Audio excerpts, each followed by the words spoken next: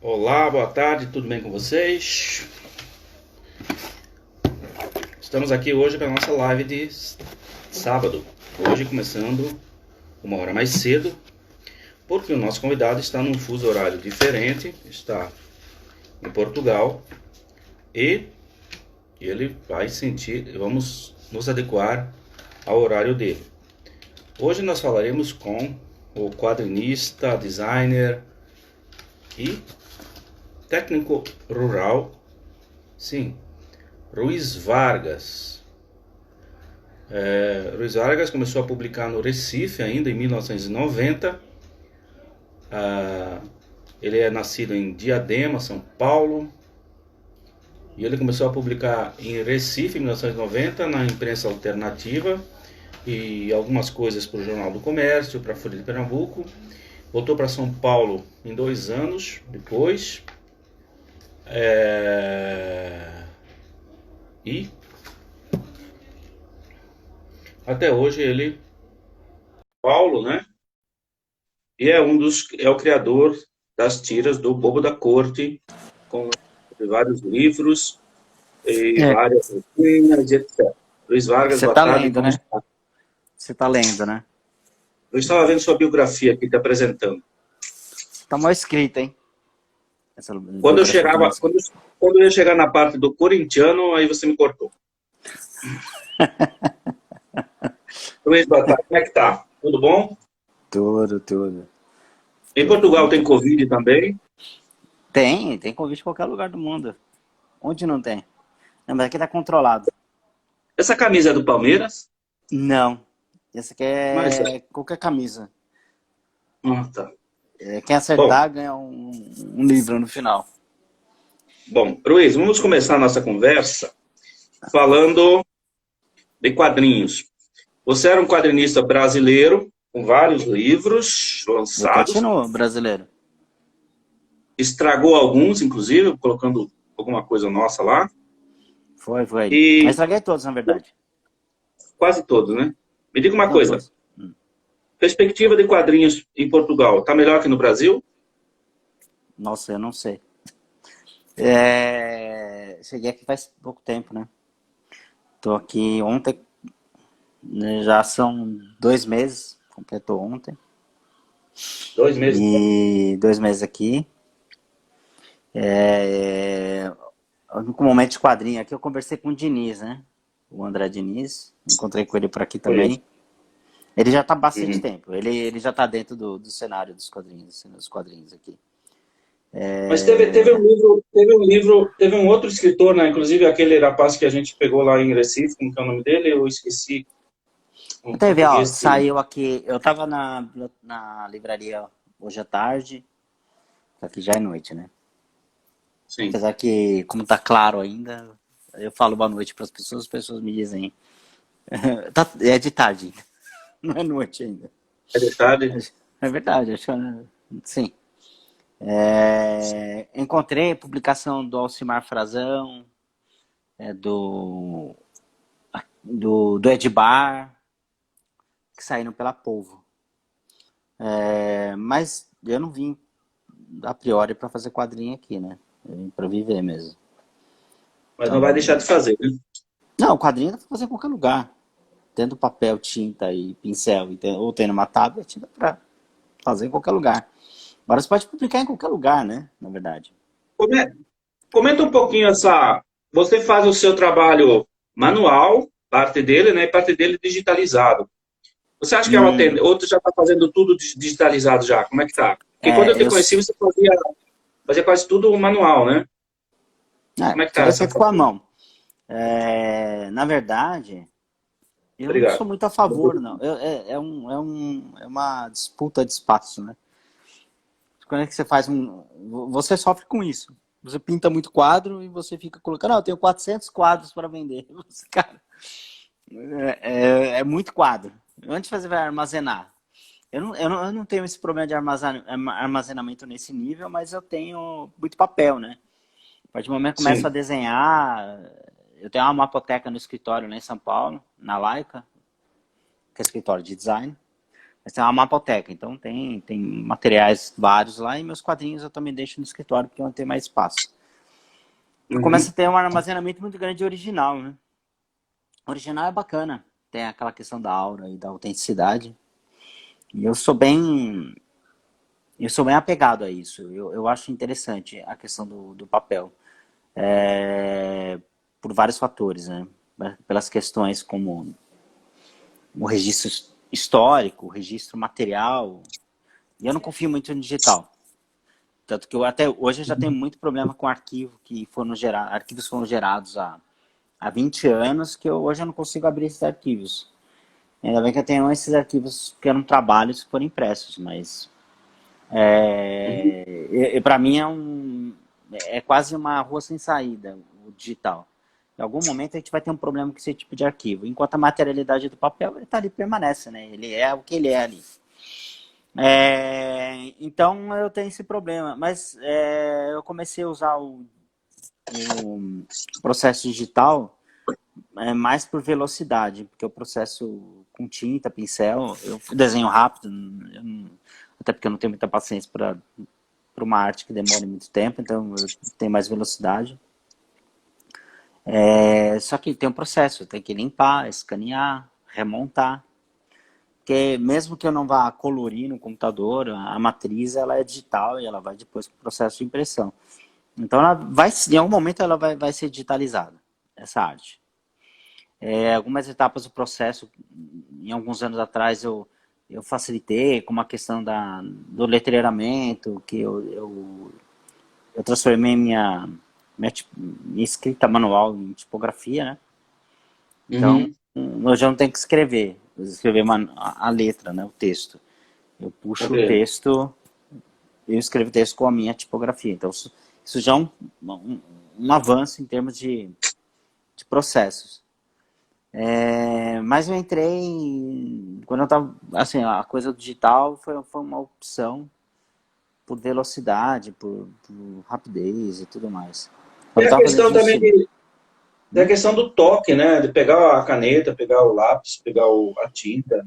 Eu não sei fazer. Eu não sentia isso porque eu já fazia muito projeto desenhando diretamente na tablet, aquela tablet ligada ao computador, né? A Wacom. Eu já conseguia desenhar olhando para a tela e com a mão na tablet. Assim, meus olhos não estavam conectados ao que minha mão estava fazendo. Minha mão, ela acomodava uma ação que obedecia a uma interface da tela que estava conectada ao meu olho, digamos assim.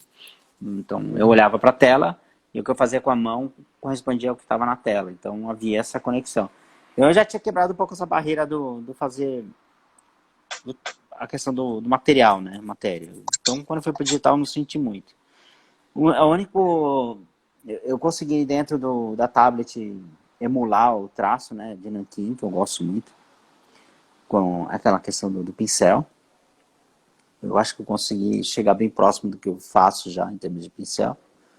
E para mim a única questão é essa mesmo, depois que você tem um original que não é original, é uma matriz digital que ela é um monte de código, né, de 01, sei lá, combinados ali, que formam aquela imagem. Então, eu prefiro a arte feita no papel por essa questão, pela materialidade, não pelo fazer em si. Fazer em si, para mim... Eu acho mais intimista, inclusive. Para mim é indiferente, para mim não faz diferença nenhuma. Para mim tá na ponta, no final mesmo. Eu gosto de ter um original. A questão do papel, depois de tudo aquilo feito no papel, eu acho bacana. E a questão da permanência, né? O digital, se você não tiver uma reprodução daquela matriz digital, provavelmente você pode acabar perdendo esse digital em algum momento, vai desaparecer esse arquivo. Tudo bem, se você tiver um monte de original feito à mão e tiver um incêndio na sua casa e se os originais estiverem lá, tudo vai embora também. Então... também. Mas tem Facebook para recuperar. Tem o Facebook para recuperar depois. Mais ou menos. Viu? Eu vi uma máquina outro dia, uma impressora pintando. Isso me deixou assim... Ela fazia em telas e tal. Isso é um processo que vem acontecendo. E aí muitos comentários dizendo que a tecnologia vai substituir o homem, aquela mesma conversa que a gente escuta há 30 anos, né, 40 anos. Você tem 70 anos que a gente escuta que um dia a máquina vai substituir o homem, nunca substituiu. Como disseram que o livro ia acabar e nunca não vai acabar. Você também pensa que não vai acabar ou pensa que um dia nós vamos ver robôs fazendo arte? Arte, não design. Não essas Eu não tenho como adivinhar o artificial. futuro, né? Eu acho que é improvável. Mas uma coisa que eu acho que é bem mais evidente hoje é a perda do domínio técnico. Daí eu falo qualquer técnica, né? Uhum. O processo, né, das coisas. Antes, os indivíduos eles tinham uma necessidade de dominar uma série de processos técnicos. Desde produzir o tijolo e montar a casa, né? Uhum. Fazer a própria massa, né? O que mais? Fazer o próprio pão, né? Plantar o trigo e fazer o próprio pão, né? Sim, sim. Então, isso no nível com mais variações, mais variantes aí no processo, sei lá, processo de desenho. Os caras, né, os pintores antigamente produziam a própria tinta, produziam a própria Sim. tela. Assim, isso é um domínio técnico que está com o indivíduo, né? Isso se dá hoje, isso tem mudado muito. Dá para tomar como base o Google, né? O Google, ele armazena o conhecimento. Você não tem que armazenar o conhecimento na tua cabeça. Você dá um Google. Você não precisa saber Sim. nada. Eu quero falar sobre, sei lá, Guerra da Secessão. Você vai, o sujeito entra no Google e vira expert nisso. Mas ele não tem nenhuma informação armazenada na cabeça dele sobre aquilo. Uhum. Corretores ortográficos, ou uma série de coisas, ou mesmo corretor ortográfico, ou você usar um sistema em que você escreve a partir da tua voz. Então, você tem que dominar menos técnicas, né? Até E o nós estamos processo sobre... digital hoje de desenho, você vê muita gente usa técnicas que há 20 anos eram impensáveis, né? Vou desenhar um corpo humano. Putz, eu tinha que, né, ter um mínimo de base de anatomia para desenhar um corpo humano. Você podia até usar uma referência fotográfica, mas ela está lá e você aqui, você reinterpreta. Isso é bom, é ruim? Não tem a ver com ser bom ou ruim, é questão de domínio do processo técnico, né? É estar com você. E isso é uma coisa que eu acho muito importante para o meu processo, eu dominar essas técnicas básicas, ou a questão do desenho a lápis, no papel, dominar o processo de impressão e tudo mais. Mas a gente vai vivendo um esvaziamento de cada pessoa, né, do ser humano. Hoje, em design já começa a acontecer isso também. Você vê muitos templates, muitos modelos prontos que você pode utilizar. Hoje qualquer um pode ser desenhista, pode ser escritor, pode ser... Assim, a técnica acelera o processo, tem mais acessibilidade, mas uma coisa que ainda eu vejo que pode ser um agravante é gradativamente as pessoas dominarem menos e a máquina dominar mais. Então, isso é evidente. Hoje você tem inteligência artificial numa série de coisas. Você faz uma ação numa coisa e aquele software e tudo mais, ele acaba aprendendo também. Ele pode aprender. Então, talvez no futuro, eu não sei, né? A gente não sabe se a máquina vai substituir o homem ou vice-versa, vai ser uma simbiose. Não me preocupo, talvez eu não seja vivo até lá, não vai fazer diferença nenhuma, mas o caminho, sim, é a gente perder, os indivíduos perderem essa capacidade de domínio técnico. Cara, eu gosto sempre de imaginar, por fim, assim, eu sempre gosto de imaginar, se acabasse a luz, acabasse a energia elétrica, ou tivesse uma bomba eletromagnética, todos os equipamentos digitais, todos os hardwares desaparecessem, eu conseguiria desenhar ainda? Conseguiria. Então, Eu penso muito nessa Eu, perspectiva. eu estava pensando nisso enquanto você comentava, e até paro para pensar às vezes, que nós estamos nós estamos com quase tudo na nossa vida em cima uma coisa muito frágil, que é a energia elétrica, em tese. A energia elétrica e as outras energias não dão conta. Uma pane geral na energia elétrica no mundo acabaria com tudo. Nós perdemos todo o conhecimento acumulado durante...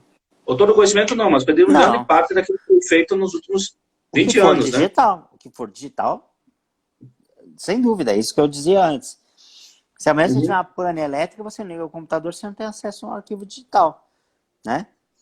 Por outro lado, tudo que é impresso ou feito no papel, ou na parede, ou as inscrições parietais, ou escultura, o que quer que seja, elas têm uma permanência maior, né? E isso vale muito mais que um documento. Tem tem uma questão, acho que eu até comentei contigo alguma vez, né? Eu fiz letras, né? Você sabe que eu Sim, estudei letras. E a gente tinha eu uma sei que você matéria de... Tinha... comunista, etc. Eu sou como Isso. E de filologia. Então a gente tinha que fazer tinha uma disciplina que era edótica, que é trabalhar com edição de textos críticos. Então a gente lidava com leitura de inscrição, de documentos e tudo mais. E o professor tocou um exemplo que, que existia um pesquisador que estava na Torre do Tombo, inclusive aqui em Portugal, que tem um acervo gigantesco de códices. Ele estava pesquisando alguma coisa sobre cartas, né? Porque na idade das chamadas Idade das Trevas não era trevas, as pessoas se correspondiam muito, tinha muito trânsito de informação, né? Existiam as feiras. A Idade Média não é treva. É treva, não existe essa ideia. Assim, foi uma alcunha colocada para uma época que, na verdade, tinha muito trânsito de informação. Muitas cartas. Esse Sim, pesquisador estava pesquisando sobre cartas e correspondência entre as pessoas em latim vulgar, e ele achou uma espécie de caderno. E ele, com aquele caderno, tinha uma encadernação que ele ficou encapsulado com o material que tinha sido feito para fazer aquele caderno, aquela encadernação. E ele pediu uma sim, autorização. E foi uma burocracia danada, que queria desmontar um livro, né, da medieval ainda.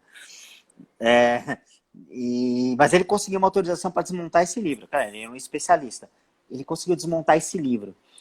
Um dos papéis que foram utilizados para a montagem dessa capa tinha uma marca, e ele percebeu, eles foram para raio-x e tudo mais, fizeram a verificação, e por baixo daquilo, né, que já tinha sido apagado, mas ainda estava nos sulcos, né, eles conseguiram achar um documento. E era só um texto que foi utilizado, que é uma parte, acho que do Proárquia, que é um discurso do Cícero. E o uhum, Proárquia estava assim, num documento histórico antigo, esquecido, perdido, teve que desmontar e fazer avaliação, né, uma análise química e tudo mais para achar essa informação cruzada ali no papel. Então, eu achei bacana isso, porque eu falei assim, nossa, é um texto que, né, século I ali, deve ter vindo, ele chegou até nós. E é um texto em que, curiosamente, eu não sei se ele faz, que era um orador, um retor, ele fazia uma defesa da poesia. Os romanos odiavam os poetas gregos, e não gostavam nem de filósofo, nem de poesia. Não totalmente, assim, tem esse preconceito de que os romanos não gostavam, não. Tinha um texto do Cícero defendendo os poetas, que era o Árquia, em defesa do Árquia, que era um poeta grego. E eu achei, isso foi uma alegoria para mim muito importante, porque eu entendi a validade desse documento, desse registro, né, na matéria. E hoje, o registro digital, a tendência é que ele desapareça. Como você falou, se acabar a energia elétrica, você não liga nem o computador e você não vai ver nada. Você não vai acessar esses arquivos digitais. E pode ser que depois de um tempo eles se diluam também. Eles não funcionem mais, não tenha mais software para abrir aquilo. Quer dizer, né, eles podem ser alterados e tem uma série de questões ali. Se você alterar um arquivo digital, pode ser que não tenha mais pista. É possível alterar um arquivo e não deixar pista. No papel e na matéria física, qualquer alteração, ela deixa um rastro, né? Ela deixa ali um vestígio que você pode reconstruir o que estava colocado, aquela informação que estava ali, estava escondida. Então, isso vale pra gente até no futuro, né? Eu não vou estar morto, meus filhos, meus netos. A questão do discurso histórico, é muito fácil hoje você manipular qualquer informação na internet, criar fake news. E como é que você vai medir a veracidade de uma informação, o tempo de publicação dela? Ela não tem vestígio, rastro nenhum. Vai que alguém diga assim, não, existe a tecnologia tal. Não existe. Mesmo a fotografia, né? Eles falam no Comparando, arquivo RAW. Eles falam no sim, arquivo RAW, né? Só para finalizar. Hoje a fotografia sim. digital eles falam, tem um arquivo RAW. O arquivo RAW é o negativo da fotografia. Mas um bom hacker não vai conseguir desmontar aquele arquivo, mudar a data dele? Claro que vai. O mundo digital, ele é insípido, né? Ele é volátil, ele, né, dissipa no ar e pronto. Não tem registro nenhum. Então, eu sou defensor do livro impresso, sou defensor do papel, apesar de estar desenhando digitalmente também. Você falava aí de umas coisas que eu estava lembrando aqui de 3 livros, o Admirável Mundo Novo, o Eu, Robô, do Isaac Asimov, e o 1984, que caminha mais ou menos nessa tendência de que os governos podem manipular. E associando isso a esse momento da pandemia que nós estamos vivendo, em que os governos determinam coisas em que são contra a Constituição. O direito de ir e vir é um direito de uma cláusula pétrea, embora ir e vir seja uma coisa perigosa hoje e tal. Quando os governos querem, eles lançam mão de atitudes antidemocráticas. Por exemplo, mudar os arquivos do passado. Sim, É uma possibilidade. A tecnologia pode fazer isso, não pode? sim, ela pode. Hoje eles podem fazer isso. E a tendência é que façam mesmo, manipulem a história. Vão reconstruir muitas narrativas, né? Mas é uma coisa que talvez Apesar que fizeram isso, eu não viva para ver, em sua totalidade. apesar de que fizeram mudanças históricas sem a tecnologia, né? A história do Brasil ela é toda mal contada. A história de Portugal, com certeza, também. Essa é uma Mas, história, assim, né? É uma história, né? É um conto, né? é um conto. Mas eu fico muito preocupado com essa questão tecnológica. Tudo na tecnologia, os bancos, tudo lá. Agora tudo é digitalizado. Eu fico muito preocupado com isso mesmo. Eu tenho uma neurose com isso que você nem imagina. Eu estou na internet, eu sei que tem alguém me vigiando, sabendo onde eu vou, o que eu faço. Mas, ó, eu vou dizer para você, eu não sei alguém me... Aquela neura toda, não, vou usar meus dados. Eu fui pensando, cara, pode usar meus dados, não usando meu corpo e a minha mente? Vão me apagar a minha existência? Nossa, que importância que eu tenho. Assim, sou ínfimo. Assim, né? Apesar de que a gente já vive essa questão do monitoramento. Eu pulo corda, né? Eu gosto de pular corda também, uma das coisas. Eu gosto de exercitar pulando corda. E eu não pesquisei nada sobre corda. Corda é uma corda. Você vai pular corda, acabou. Faz parte de uma série de exercícios. E aparece para mim na minha timeline, acho que numa mídia social, acho que foi no Facebook mesmo, aparece corda. Né? Uma propaganda sobre corda. Assim, cara, eu não pesquisei sobre corda. A única coisa que eu comentei foi com a minha esposa que eu tava pulando corda, trouxe a corda para cá. Único, no WhatsApp. Então essa informação chegou. A gente tinha uma propaganda sobre corda. Então, eles estão fazendo isso. Ótimo. Querem gravar minha conversa? Ótimo, pode gravar. Para mim não faz diferença nenhuma. Mas eu tenho senso crítico para lidar com isso. A questão é muito mais, como a gente está vendo agora, né? Feita uma pesquisa aí sobre o coisa, aumentou a popularidade dele porque as pessoas que foram beneficiadas com esse auxílio emergencial entendem que foi ele que permitiu isso. Não foi ele que permitiu isso, ele queria dar R$200 e olha lá. Né? O Guedes não queria dar nada. E ele nada também. R$200 tá bom, por um mês. Era uma coisa assim. E foi a oposição, a esquerda que foi lá, entrou e viabilizou isso. Então essa é uma narrativa que foi construída e hoje as pessoas têm essa percepção. Então, veja bem, é uma fragilidade humana muito grande, né? De senso crítico, de coletar as informações e saber trabalhar. Mas isso está relacionado ao analfabetismo, né? Isso está relacionado a uma crença de que estudar não serve para nada, ler não serve para nada. E já estão É, destruindo. eu estava Ana, tentando. Aham. Eu falei Ana, com o Ana vai Chico ser. Felipe, eu falei com o Chico Felipe semana passada, e eu disse que o Bolsonaro vai se reeleger. E o pessoal dizendo que não. Bom, não deu outras. Na outra semana ele começou a crescer popularmente, porque você sabe que muito brasileiro, o que interessa para ele é o churrasco de final de semana, a cerveja e o resto que se exploda. Exatamente. E ele está entrando justamente nesse grupo de pessoas. Que É. no começo ele hostilizou e agora ele está afagando. Olha, eu tava pensando hoje sobre, sobre uma frase que resumiria o que eu enxergo do Brasil, né? Me fala um Sei pouquinho. lá, há pouco mais de 20 anos, foi a primeira vez que eu viajei para fora do país, Alemanha, Suíça, Itália, e assim por diante. Você começa. E eu era jovem, né? Assim, não tão jovem, mas já era um jovem. E eu falei assim, eu não sairia do Brasil. Assim, eu tinha eu tenho uma paixão, né? Mata Atlântica, natureza, putz, tanta coisa bacana que eu me sinto bem aí. Uhum. E a eleição do lixo humano acabou com tudo. Porque existe uma coisa que eu ensino para os meus filhos. Existe um limite, né? Uma questão de ética. Existe um muro. Para mim, ele é muito mais um muro. Tem certas coisas que você não diz, certas coisas que você pode até pensar, mas você não pode aceitar aquilo como fato. Você não pode aceitar ser dito aquilo. Você transpõe a questão ética, né?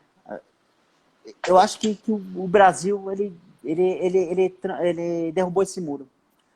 Hoje tudo é aceitável. A violência é naturalizada. A violência no sentido só do roubar um celular, não. A violência mesmo, a violência contra a mulher, a violência contra o índio, a violência contra o mais frágil, contra o negro. A violência é naturalizada. A violência contra o diferente.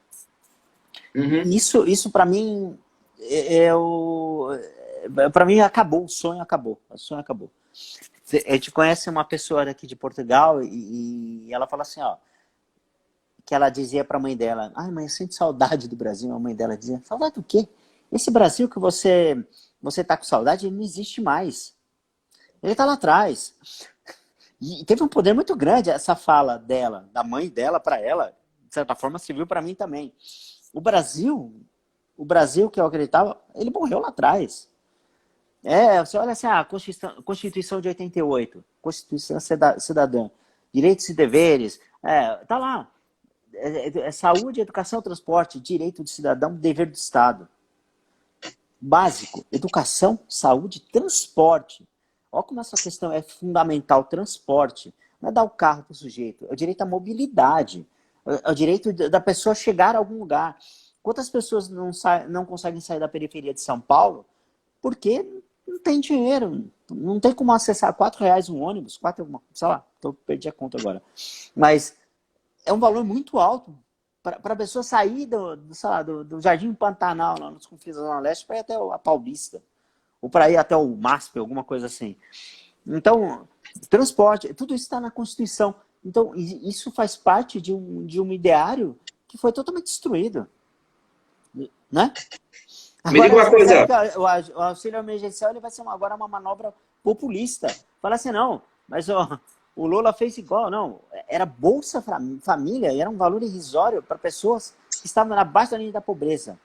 Eles podem hoje criar um mecanismo de manter essas pessoas presas, uma ajuda emergencial, que não é tão emergencial, que deveria ser só emergencial. Eles podem ter um plano hoje muito mais elaborado de, podemos controlar essas pessoas com uma ajuda irrisória. A gente tira educação, a gente tira saúde, a gente tira tudo e devolve para elas os R$ 600 por mês. Ponto. É muito mais Uhum. barato. E as pessoas vão ter ideia, a ideia de... E agora, hoje eu estou num país... Olha a ironia, é um país social-democrata. Eu tenho andado muito aqui de bicicleta, né? Ao invés de falar de quadrinho, eu tenho olhado mais a cidade. Então, eu tenho uma bicicleta. Fim de Uhum. semana eu chego a andar uns 30 quilômetros, 40 quilômetros de bicicleta, rodando. Mas tudo bem, porque E eu não te também estou roubam. estudando. Hã? Não te assaltaram ainda? Não, tranquilo, isso aqui não acontece. Mas coisas que eu vi em bairro de alto poder aquisitivo, que é, por Sim. exemplo, na região o Parque do Porto, que fica na divisão com outro município que é Matozinhos, que ali é uma região uma área, digamos assim, que a gente chama de nobre, maior poder aquisitivo. Se você andando pelas ruas, você pode ver casas grandes, apartamentos grandes, muitas casas, não tem prédios muito altos aqui, né? Os prédios são baixos. Só que você está andando numa avenida, você entra numa rua e você encontra prédios, uma espécie de BNH, vai. Prédios de moradia popular. Popular, sim, de mais baixa renda. Ah, é uma Coab Itaquera? Não, não é uma Coab Itaquera. É um prédio bom, de boa qualidade, mas você vê que são apartamentos menores, pessoas de menor poder aquisitivo. Não, não há muros, nenhum muro, e tudo bem. É. Você tá entendendo? Então você vê que não há aqui uma segregação socioeconômica.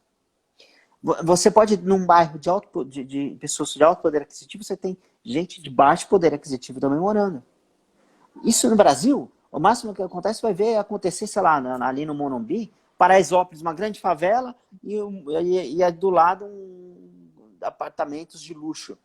Essa Eu sinto, segregação, entendeu? Recife também tem isso.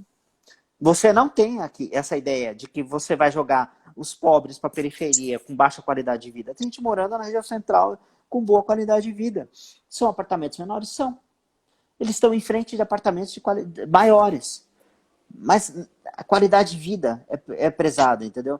Então, é ironia isso, né?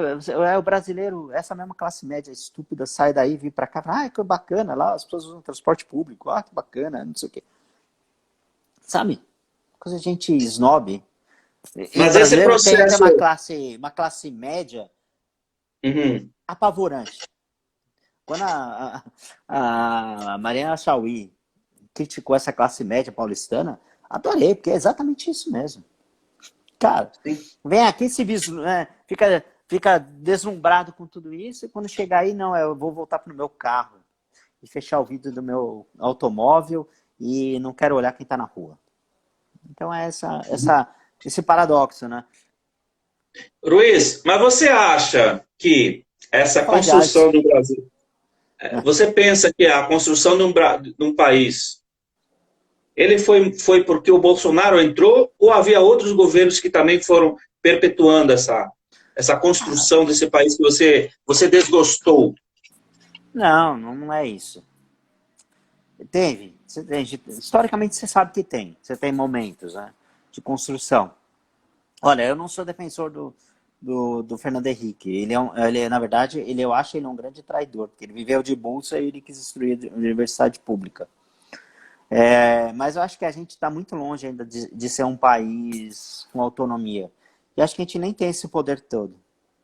As pessoas são muito vulneráveis ao discurso do norte-americano, em todos os aspectos, né? Do Uhum. consumo, ou do self-made man, toda aquela narrativa norte-americana, ela tem um alto poder de convencimento dentro do Brasil, né? A teologia da prosperidade lá dos evangélicos, toda aquela coisa. Que está lá no Weber, né? Que ele leu Sim, bem isso, a formação do capitalismo. sim. O brasileiro, ele fica deslumbrado com essas bobagens todas.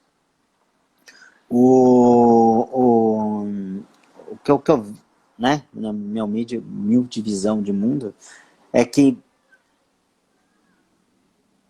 quando deram poder, direitos trabalhistas para a doméstica, né? A gente tem que ser muito crítico nesse ponto. Direitos trabalhistas para as domésticas não vem no governo PSDB nem do Bolsonaro.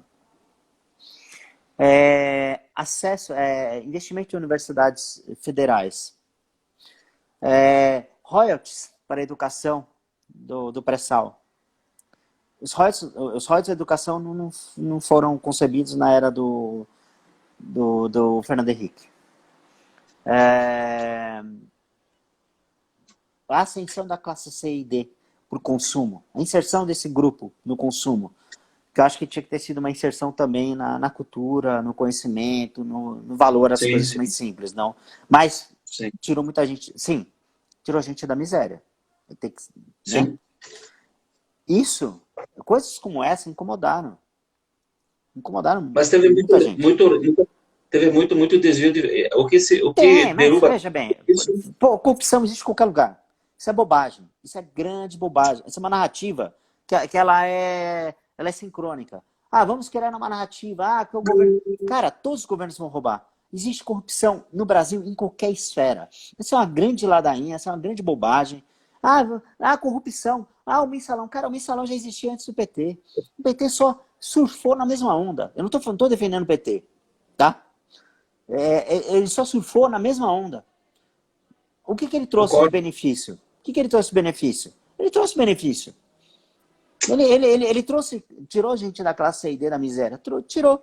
Ele deu direito trabalhista para empregados mais. Deu. Mas fez banco ficar, mas continuar lucrando. Continuou. Continuou operando as altas taxas de juros. Continuou. Não é verdade? Continuou. Sim. Não é essa a questão. Então, essa é a ingenuidade que o brasileiro cria. O brasileiro gosta de criar uma ideia de pureza muito grande. A ideia minha do Salvador da Pátria. Que o Lula é o Salvador. Lula não é, Fernando Henrique não é, nem o Bolsonaro, muito menos ainda. Esperar que um cara vai fazer pela gente o que nós mesmos deveríamos fazer. Existe um problema sério na mente das pessoas de olharem para um cara como qualquer líder político e se decepcionar com ele, porque ele queria uma ideia paternalista. É mais ou menos assim, quando você está na infância, o seu pai, ele é uma fortaleza, ele é intransponível, ele sabe tudo. Não, nas famílias em que o pai existem, tá? Porque a grande maioria, o pai não existe. Pai e mãe, vamos usar assim a figura daqui que está ali conduzindo a educação, a mãe. Até que você descobre, quando você chega na adolescência, que seus pais, ou sua mãe, ou seu pai, eles não são tão poderosos assim. Eles não sabem tudo, não têm todas as respostas. É quando você começa a criar uma relação de, né, negar o pai e a mãe. Buscar fora outras referências. O Brasil ainda é formado por pessoas que estão ainda com 6 anos de idade. As pessoas elas não conseguem lidar com os paradoxos morais. Achar que... E eu acho que PT, por exemplo, a narrativa inicial dele era uma narrativa ingênua também. Vamos ser sempre éticos. Não existe isso. Né? Para governar, você tem que ceder. Sim. Você vai ter que juntar os diferentes. E eu não coloco no mesmo saco jamais PT, PSDB. Jamais. É impossível colocar no mesmo saco do que a gente está vendo agora. O que a gente está vendo no Brasil hoje é a excrescência da existência. De tudo. Entendeu? E a corrupção faz parte de toda. Aqui tem corrupção. Se você for na Alemanha, tem corrupção. Em qualquer lugar tem corrupção. Isso faz parte da natureza humana. Da concepção do Mas em humano. que nível? A gente não é Em que nível cachorro. em que nível está a corrupção aí na Europa? Você Não já teve a sei. oportunidade de Não. acompanhar isso? Mas existe aqui. As pequenas corrupções do dia a dia, andando de bicicleta, é gente parada em fila dupla, ou parado estacionado o carro na ciclovia, ou jogado o carro em cima da calçada. Óbvio que tem. Mas é uma ingenuidade achar que vai existir tudo muito... tudo é puro, né? Não, cara, existe. Existe a corrupção. A gente tem que lidar com isso. A gente não é essa cruzada do sim e do não. Existir ou não existir. Ser bom ou ser ruim. Não existe. A vida não se resume assim, não é preto ou branco. É corrupto ou não é corrupto. Não existe isso. E eu acho o povo brasileiro extremamente imaturo por acreditar numa utopia do bom e do ruim. Bom e do ruim. Isso aqui é bom, aquilo é mal. Mas as pessoas mesmo são assim. As pessoas são soturnas. Acreditar que um indivíduo, ele é uno. Né? Uma pessoa que não reconhece em si mesmo os seus muito eus, que existe um eu que gostaria de matar o vizinho, existe um eu que gostaria de ajudar um pobre, não é? Mas essa sua teoria da ingenuidade não tira a responsabilidade, porque uma criança de 6 Não, anos não, não de tem modo algum. responsabilidade. Não, de modo algum. Não é uma decisão. Não, filhos, você tem filho. Eu tenho filhos. Meus filhos nunca foram irresponsáveis. Eles aprendem a ter responsabilidade. Estou dizendo que a questão de lidar com as frustrações, né? Não, como povo, Lidar como com povo. Uma criança, estou usando a metáfora de uma criança, porque, digamos assim, a criança até os 5 anos de idade, ou para ela o mundo está rodeado por ela apenas. O mundo, Não, ela é não, o veja centro bem. do mundo. Ela é o centro do mundo, isso é egocentrismo, isso é básico. A criança só Você começa a ter... lembra... Não, mas eu estou dizendo... Luiz, eu estou dizendo o seguinte. Estou falando com o povo, não como com o povo. Você lembra do Bom Selvagem? Bom Sim. Selvagem não existe. Não é a mesma Não, não coisa, mais ou existe. menos? Não. Quem disse que criança é boa? Eu usei a palavra boa? O fato, criança, não existe criança boa ou ruim. Ingênua, Você está no ingênua. maniqueísmo. Não, não. A criança não é ingênua. Você Hum. que está pondo a ideia do maniqueísmo. Eu não falei que criança é boa. Nem falei que criança é ingênua. Criança não é ingênua. Uma criança pode ser extremamente cruel com outra criança. Eu acho que Você a falou do diferença... povo. Não, o povo Povo ele age como ingênuo. criança. Sim. Não. Ingênuo é achar que a corrupção não existe. Não que ele é ingênuo, né? Não estou falando. Estou usando a palavra ingênuo é achar que a corrupção não existe. Isso é ingenuidade. Tá bom? Não que eles são Mas eu acho ingênuos. que existe, sabe, E a sabe por criança não quê? é ingênua. É. Sabe por quê que eu acho que existe? Que o pessoal sabe que a corrupção existe? Porque desde que eu era criança que eu vi meu pai falar, esse político é ladrão. Aqui no Ok. Nordeste eu ouço muito. Ele é ladrão. Todo Sim. lugar o brasileiro fala que o político é ladrão. Então ele sabe que o político é. Existem políticos ladrões. Então E ele não pessoas tá, ladras. ele E surfa pessoas numa também. onda, Ladras. ele surfa numa onda e às vezes se aproveita disso para crescer e para construir a sua vida. Quem? Isso acontece. O povo brasileiro. Sim. Sim. Você concorda comigo? Você nunca ouviu isso? Ah, política é ladrão. Ah, mas, né? E aproveitando-se desse fator. O povo brasileiro não é ingênuo, ele sabe que existe corrupção. Não, Ele também não sabe. acho ingênuo.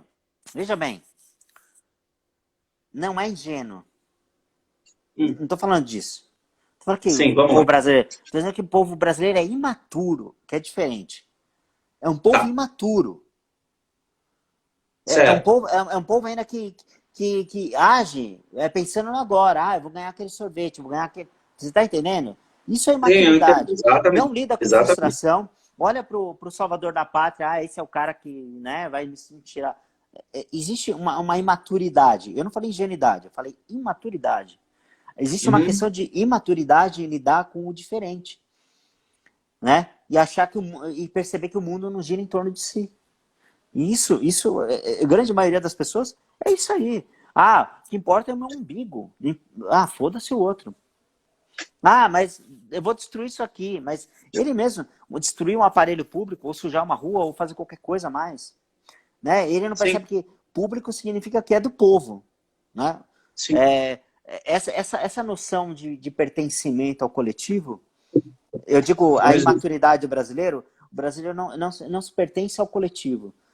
Ele não entende que aquilo pertence a todos. A ele, para ele, pertence a ele e a todos. E existe um coletivo. Uhum. A ideia de Sim, coletivo, coletividade só existe quando você percebe o outro. E eu digo que uma criança, uma imaturidade, porque criança, com 5 anos, ela não percebe o outro. Ela só está preocupada com suas necessidades ainda. Acha que o mundo gira em torno dela. E nós sofremos esse mal. A gente não tem uma ideia de coletividade do outro. Ah, sabe, de perceber o outro. O Vladimir Sarfat ele falou uma palavra, uma correção perfeita. Ele falou assim: não é empatia, porque empatia é de um para um, é solidariedade. Você sabe uhum. quem é o Vladimir Sarfat, né? Ele fala sobre Sei. solidariedade. Eu achei aquilo maravilhoso. Exatamente. A solidariedade é indistintiva. É uma coisa indistintiva. Você não tem que por aquela pessoa é negra, ou aquela é nicê, ou aquela é branca. Não tem a ver com isso. É solidariedade.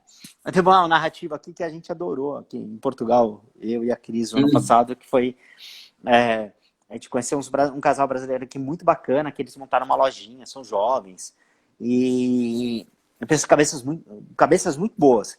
E o rapaz contou uma história que ele se juntou umas pessoas na vizinhança para cuidar dos gatos, alimentar e cuidar dos gatinhos.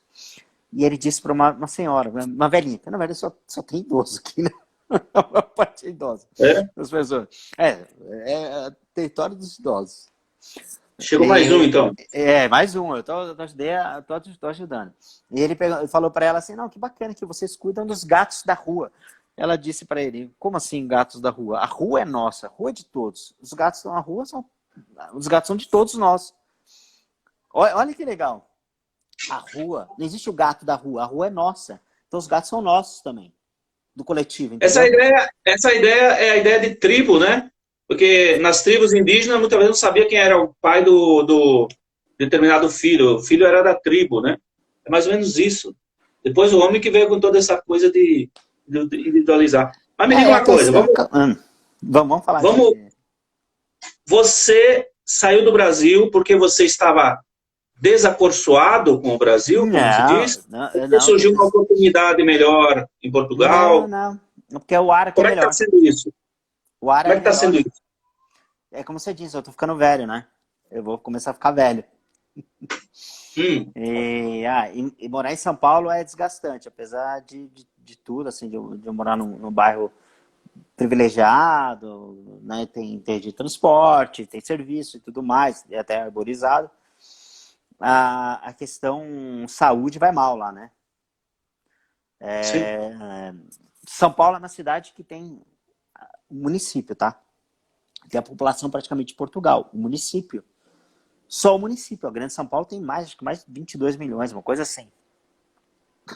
Dá 2 Portugal. 2, né?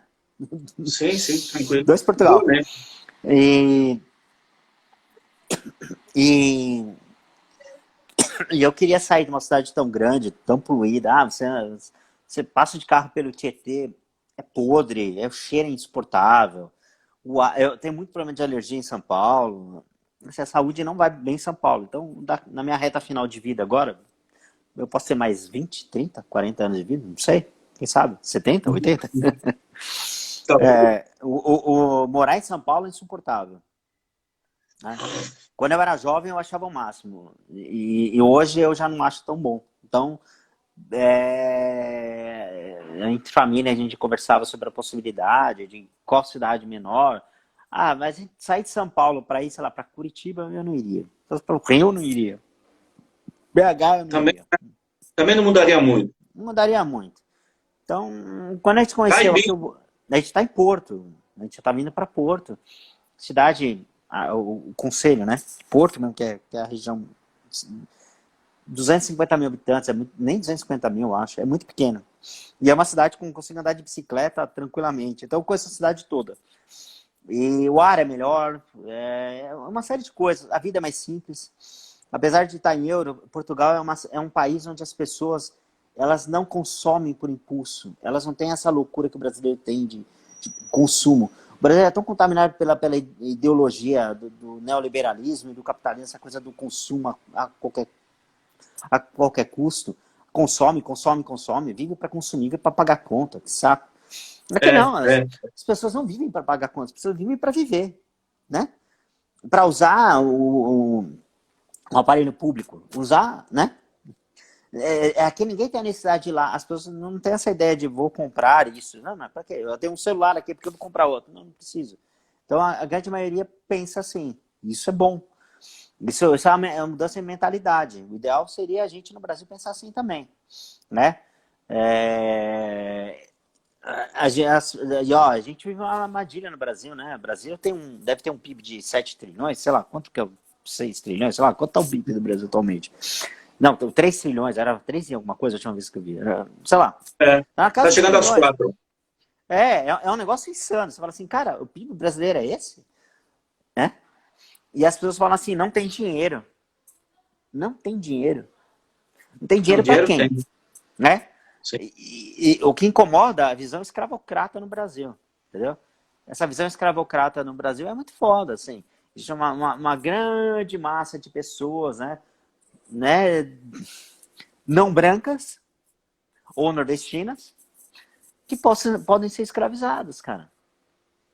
E aí existe uma pequena elite que concentra a riqueza. E aí, vai falar assim, se entrar o PSDB, o PT ou o Bolsonaro, só entram se fizerem um jogo do mercado. Né? Os bancos, né? Olha que ironia, o Banco Santander, né? Ele dá prejuízo em todo lugar do mundo. Também. Qual é a menina dos olhos do Santander? Brasil. Brasil é onde o Santander tem lucro no mundo. Né? Uhum. Olha que curioso. Por quê? Porque nessa pandemia, eu tenho conta no Santander. Olha que nojento que é. As pessoas sofrem assédio moral lá no Santander, e a gente conhece funcionários que atendiam a gente, pessoas que a gente gostava muito, começaram a pedir demissão por assédio moral. Começaram a colocar gerente para atender caixa. O cara faz função de 3, 4 pessoas, né? E aí tem que bater meta, tem que vender o seguro de não sei o quê, vender o mega não sei o que lá. Passei por isso. Então... eu fui bancário já. Só que eu não faço propaganda, não vou fazer propaganda do banco que eu trabalhei. Outra coisa, a tua camisa do Chelsea, Você viu, né? Manda em dinheiro. Manda em dinheiro lá. Não, você descobriu, você viu o quê? Eu fiz assim, ó, você viu. Manda em dinheiro, em euro. Manda em euro. Luiz, outra coisa. Nós temos ainda 5 minutos. Vamos ver se a gente... acaba, né? Porque acaba e eu não faço maior, porque senão enche o saco. E eu começo a fazer pergunta que não deve. Abre uma cervejinha, vamos bater papo aí, tô sem... tá sem nada. Você pensa que a Europa, ela chegou a esse estágio de evolução que você fala, de ter mais respeito ao ser humano, de buscar mais melhoria de vida com o tempo, e você acha que o Brasil chegará lá quando tiver 1000 anos? É uma questão estrutural? Não, isso é estrutural, cara. A gente está na periferia do capitalismo. Você tá entendendo? Mas assim, a vida é boa na Noruega, eles preservam tudo que é deles, mas daí eles vêm e pegam o petróleo da gente. Foda-se o Brasil. O Canadá manda... isso, né? O Canadá explora minérios na Amazônia, aquela coisa toda. Não, o Canadá, bacana não, eles vão explorar chamar terceiro mundo, ainda não existe, a gente está na periferia do capitalismo, em um abraço. A gente não tem nem esse poder de confrontar, entendeu? De sair dessa. Não, esquece. Infelizmente você acha que a Venezuela é um caso de que tentou se rebelar e os caras massacraram ela, ou a Venezuela está ruim mesmo? Eu acho Cuba? Que os dois. Eu acho que os dois. Não, Cuba sim, Cuba resiste, né? Mas Venezuela é o caso da ditadura, óbvio, uma grande merda que chama ditadura, mas também existe uma força ali, né? Brincando que a economia deles 90% era petróleo, mas assim, isso é o assunto para os experts. Né? Quem você prefere? Numa briga de dois ali, eu vou torcer para quem? Para o mais fraco ou para o mais forte? Né? Vou torcer pro que me favorecer mais. Não, eu vou torcer para o mais fraco, claro. Aquela briga na rua, de saída da escola, vai ter briga. Você torce pra quem? Vai ter briga. Mais fraco. Vou torcer pro mais fraco, vou torcer pro mais forte, que está louco. Né? Olha, eu tenho uma proposta indecente para você. A gente podia dar uma pausa de 10 minutos e voltar para mais uma meia hora depois. O que tu acha? Porque os assuntos aqui nem começamos. Beleza, vamos. Eu não tenho muito o que fazer, né? É que nem é. Eu tô sozinho aqui, não vou para nenhum lugar. Minha mãe dizia... eu tô lavando roupa, na verdade. Eu tô lavando Minha mãe dizia, come, senão a gente vai jogar fora. Né? Tá mais ou menos assim. Não tem outra coisa, fica comigo mesmo. Tá bom, então daqui às 16h05 eu volto para a segunda parte. Pra gente conversar sobre design. Sobre design. Vai dar umas aulas. Até mais.